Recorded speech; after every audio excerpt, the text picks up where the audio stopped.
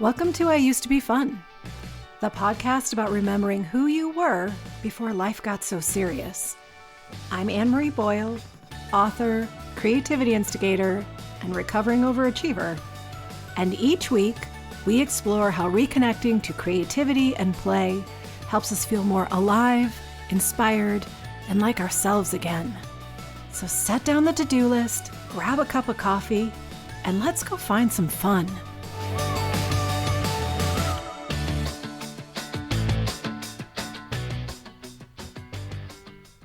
Welcome back to I Used to Be Fun. I hope you've enjoyed the last couple of Playdate episodes. Maybe you're now thinking about your own grandma project, or maybe you've dusted off a journal that's just been waiting for you to pay attention to it, or maybe you've just started paying a little more attention to the things that make you feel like you. Today is a nudge episode, but with a little bit of a twist.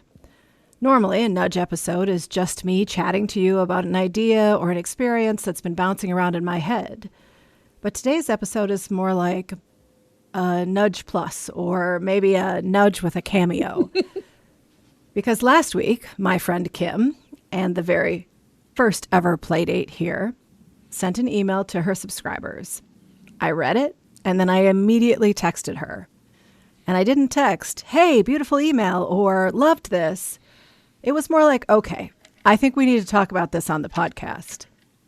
And apparently, because I'm very persuasive, or maybe she just knows I'm relentless, she said yes. So welcome back to I Used to Be Fun, Kim. Thank you for having me again. I'm excited to be back. So in your email, you wrote about the phrase, the lazy days of summer. Yep.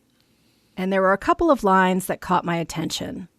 You wrote, "So this is why so many of us are feeling the pull to slow down right now. To do less, to spend an afternoon doing absolutely nothing productive and feel, for perhaps the first time in a long time, completely at peace with that. That is not laziness. That is honoring the innate wisdom that lives within us. That slowing down is part of the work we have been doing, even if it feels like just the opposite." And then a little later in the email, you posed this question. What would it feel like to give yourself full, unconditional permission to slow down, not as a reward for finishing everything on your list, but as a sacred act of tending the growth that is already quietly taking root within you? Now, I'd love to tell you that I read that and thought, "Oh, yes, I'm going to lean into this season." But I did not. My first thought was, well, that's lovely, but my podcast doesn't care what season I'm in, and my manuscript doesn't care what season I'm in. And I'm pretty sure the algorithm has never once looked outside to see if it's summer. So apparently, even the person with the podcast about creativity, play, wonder, and permission still has some work to do, which is why I wanted to have this conversation. Because I know I'm not the only one who wants a slower, softer summer, who wants to find the patience to let the seeds that we sown in spring actually grow into plants. So that's where I'd like to start today, with this question. What do you think the natural world understands that we've forgotten? Oh, it's such a beautiful question. And I think that the natural world understands that there is never any rush. I think that that's one of the greatest gifts that we have to learn from nature. Everything happens in cycles, from planting a seed to the little shoots coming out of the ground, to that fruit coming to bear, harvesting, then the plant dies away, and then the soil is fallow for a period of time while it rests, and then the cycle starts all over again. And nature is never worried or never feels guilty that fallow time exists, right? Or that there's this time where underneath the surface of things, in the roots, the nutrients are being absorbed so that the plant can actually grow. These are things that just happen, and they've been happening for millions of years. And so we have so much to learn. I think we've been taught by our culture that you always have to keep going or else you can't be successful. But I would argue, having practiced this now for many years. Believe me, I still have my own thoughts like you do, like, oh my God, my to-do list. But if I'm really honest, in the moments when I honor that call to be still or to take a rest, even if it's a 20-minute walk down to the beach near my house and to sit in the grass for 5 minutes, I come back so refreshed, so energized. Often I have an innovative way to approach something that I wouldn't have thought of when I was in that deep, I gotta do mode. And so, as challenging as it is, and it is challenging even for me. And like I said, I have been walking the wheel of the year for almost 30 years now. And I still struggle because our world is so hyper focused on productivity and killing it and keeping it going and working hard and doing all the things. And I hope that if you're listening to this, that you can really just take a breath and even just be curious about what it might feel like to let yourself pause and what new insights, opportunities, or energy might come from that stillness. Because that, to me, is where the magic really happens. You don't know what's going to come of it until you give yourself the space.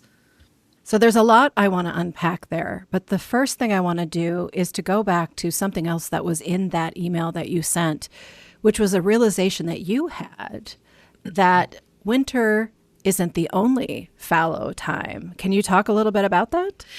Anyone who lives in a climate where it gets colder in the wintertime, there's that sense of the earth being still and being in sleep mode. We've learned that, okay, it's a little bit quieter in winter. And I've always lived by that. And then when this thought came to me, I'm like, wait a minute. We're also being called to be still in summer as well, but the energy is completely different. In the winter, there is that fallow time where the earth is in repair mode, basically. She's asleep. She's regenerating from all her growth that had happened in the summer and all the harvesting that happened in the fall. But in summer, it's a different energy because in spring and early summer, there's a lot of action, right? It's planting, it's getting ready for this growth period. But once the seeds are planted and all the initial tending is done, there's a period of waiting. And that's where that stillness comes in. It feels to me a little bit, I want to say the word patience, and allowance is another word that comes to me. And so it's a very different energy. It's more of a open, expecting energy, but it's still a stillness, if that makes sense. I'm not sure if you can feel the difference in the energy as I'm describing it, but in winter, it's really a going inward of, I'm going in and I'm going to be completely still and nothing is happening. Whereas in summer, it's, oh, I've done all the work. Now I'm going to be still and I'm going to live with expectation of what's growing beneath the surface and then see that come to fruition. But there's not really a lot that I have to do. I just need to give it space to grow. It's the same process, but it's two very, very different energies. So when you were speaking, I wrote down summer equals patience and winter equals recuperation. That's the flavor that I got from it. Yes. And that doesn't mean that you're not telling anybody to not work right. or play or interact in these more fallow times. Just be aware that you did plant the seeds and it will take some time for them to grow. Right. Which for somebody who has a minus number on the patience scale, and that somebody is me. Yes, it's me. It's a really, really good reminder. Like, hey, I planted the seeds. I'll give them time to grow. And I've done a lot of gardening in my life, and I would never imagine that I'm going to put that seed in the dirt and tomorrow I'm going to have tomatoes. Right. And you're also not going to be standing over the plant saying, come on, come on. Like, when are you going to grow? Maybe I would. Well, maybe.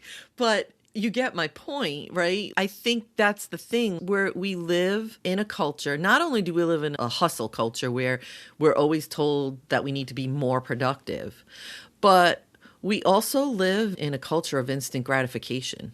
I mean, people want something, they don't even go to the store to get it anymore. They order it online for same day or next day delivery.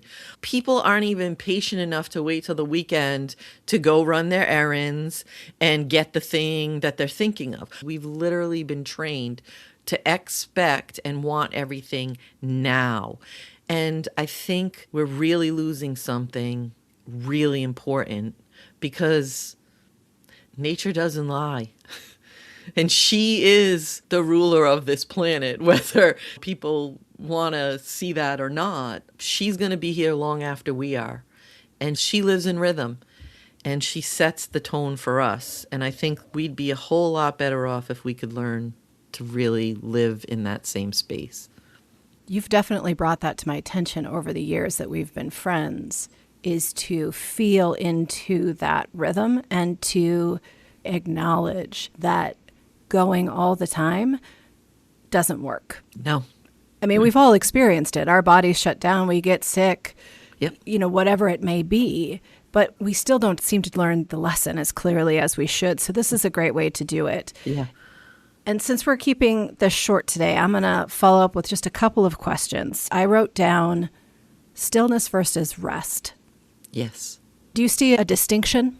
I think the energetic difference for me is stillness is just that. It's being still, but it's still being very aware and connected to what's going on around you. So it's more of a coming into the present moment. And rest, to me, in its truest form, is complete disengagement from everything so that you can really recuperate.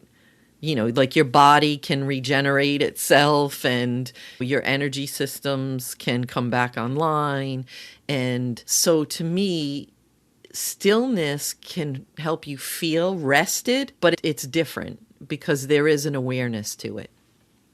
Stillness feels more active to me than rest, because when you said you go to the beach and you sit in the grass and you get still, that is an allowing, as you said, where rest to me might be sleep.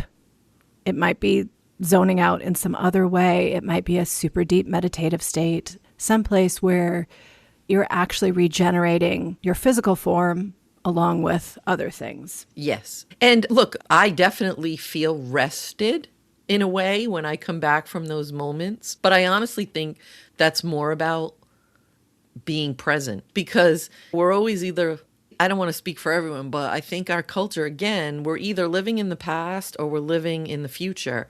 We very rarely are in the moment. And I can say that from my own life, the more I take time for that stillness, even if it's 10 minutes at a time, once or twice a day, it has changed the way I experience life. And I have an immeasurable amount of joy that I never had before.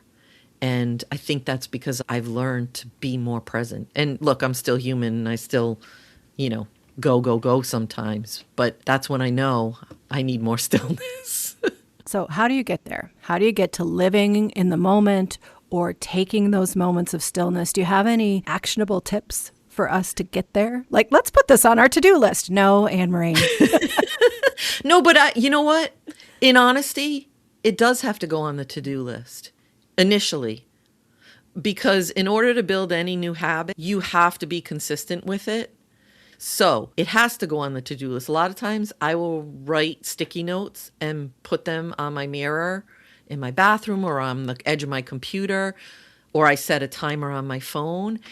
And I think the biggest thing is giving ourselves permission, because getting over the guilt of taking time for ourselves, even if it's 10 minutes. I mean, we can justify hours of time spent for other people, but when it comes to even taking 10 minutes for ourselves, again, we've been conditioned to believe that's a bad thing, when that is the thing that is going to just make life so much better. It's going to regenerate energy for you. It's going to help give you new ideas, and it's going to help you to find joy, because in those moments of stillness is when wonder and awe are possible. And I think those are the two ingredients to joy. So it's really whatever the thing that works for you to get you to stop and pay attention. The key is, though, is making the choice. You have to be willing to say yes to yourself. I'm going to use myself as an example here. I have a chair, an ottoman across the other side of my office, and I've started to do something where every couple of hours I get out of this desk chair, which A, is really good for my body. Yep. I mean, walking across the office to sit in a different chair, but it's a different shaped chair. But honestly, it doesn't matter because it's moving and it's shifting perspective in a way. It's not just physically moving, it's actually shifting your perspective. Exactly. And I read fiction for 15 minutes. Yep. And some of that is part of my job, right? I need to understand what's happening in the fiction world and in publishing. But I started doing it because every time I would get up and leave my desk, the gremlins would start to yell. Yes. And so even if that's all that happens in that moment is that I go and sit in that chair and I settle in for 15 minutes and read a little bit, I'm starting to train my mind and my body that taking a break is okay. Yes. That allowing those moments, and I would say reading for me can be a moment of stillness because I get lost in the story, so it takes away the worries I'm thinking about or the projects that are ongoing. I feel the same way. And I do think it comes down to you need to figure out what's going to work for you. Like anyone listening to this, if you run into the same resistance that both Anne-Marie and I have run into or do still run into of that feeling guilty of even taking 10 minutes for yourself, that I think that's a perfect thing. You're building a new muscle by getting up and going and sitting in a different chair. That taking a break is building a new habit. And eventually that might look like going outside and sitting in the grass or whatever that stillness might look like to you. I can't stress enough how important it is. And coming back to the whole nature thing, she has so much to teach us. That's why for me, a lot of my stillness time is spent in nature because I'm also in that observation mode of what can I learn? It's curiosity. That's another key to it is being curious. What can I learn from this? How can this nourish me? What am I getting from this? Those are the thoughts that I think on that beach. I think this is why it's important that if you're taking a walk, if you're sitting at the beach, if you're communing in nature, that you put down the phone. Don't listen to a podcast. Don't listen to music. And I know I'm the person who always wants to listen to a podcast when I'm walking. Me too. But I'm trying harder to not do that so that I can do the noticing. I can see what's happening around me, especially if I am someplace that isn't urban. If I'm walking down a cement sidewalk on my way to my office, that's a different experience. But Agreed. even then, I live in a place with seasons. So you can see the bright green leaves in the spring. You can see the full blossoming in the summer. You can see the beautiful change of colors in the fall. So even in an urban landscape, you can do that kind of noticing of what is happening in nature that I find, and maybe this is just my postmenopausal brain, who knows, that I can't listen to the podcast and notice nature because, of course, I have all the other thing of what I'm going to do at work as I'm walking. Yes. So maybe I can only do two out of three. I agree. I'm the same way and consciously choose when I go out to not even bring my phone with me because the temptation's real. Let's be honest. It's just there. And there are times where I have taken it. I don't even think because it's such a habit that I grab it going out the door and then I get to the beach. And there's this beautiful landscape, the water before me, and there's the birds, and it's beautiful. And yet there's some part of me that's like, oh, I'm going to just check my email. Like I really need to check my email while I'm sitting at the beach. I don't. But again, it's part of our training. So I think the more that we take these moments of stillness, we're almost untraining ourselves versus creating a new habit. To me, it feels more like an untraining or deconditioning process. And there's a huge gift in that. There really is. And even if it's not email or texts or social media, I take a lot of photos. And art and beauty are really important to me. Mm-hmm. But you don't experience your surroundings the same way when you're looking through a lens. Agreed. So a big part of what we talk about here is coming home to yourself. Yes. And honoring the seasons of the year is a great way to come home to yourself. So how can people, if they want to learn more about this, where can they go to learn more about it? The simplest way, if they're truly interested, is I offer something called Sacred Rhythms, and it's a very simple, truly simple. It's 4 emails a month that come with audio, so you can listen if you prefer to listen. And it just teaches you to live in rhythm with that cycle, because that cycle is repetitive, and we work with the moon in Sacred Rhythms because the moon phases are the same rhythm as those seasonal phases throughout the year. So it's just learning that rhythm. And with that monthly rhythm, it's easy to notice changes. When you're looking at the year, it's harder to keep it in perspective. But when you look at that month, you can really learn to live in flow. I love it. It's how I have lived for so long. And the women that are part of Sacred Rhythms have said so many wonderful things about how it's so simple and that they've really learned to come back home to themselves in a way that they don't feel guilty and that is just simple. I am part of Sacred Rhythms, and it is one of the emails that I open right away. And for me, it's just a touchstone, a reminder. So where can people find that for themselves? They can find that at kimturcott.com/sacred rhythms. Perfect. And I'll put that in the show notes as well. Okay. I think that's good for today. Thanks so much for being here and talking through this with me. Thank you so much for having me back. It's been a pleasure. I hope you enjoyed this Nudge with a Twist episode and that it has you really thinking about what Kim called untraining. That living with the seasons, that having some fallow time, that taking a break maybe isn't so much a new habit you're building, but an old one that it's time to let go of. So I'll see you in a week. And until then, you know what I'm going to say. Go play for absolutely no reason at all.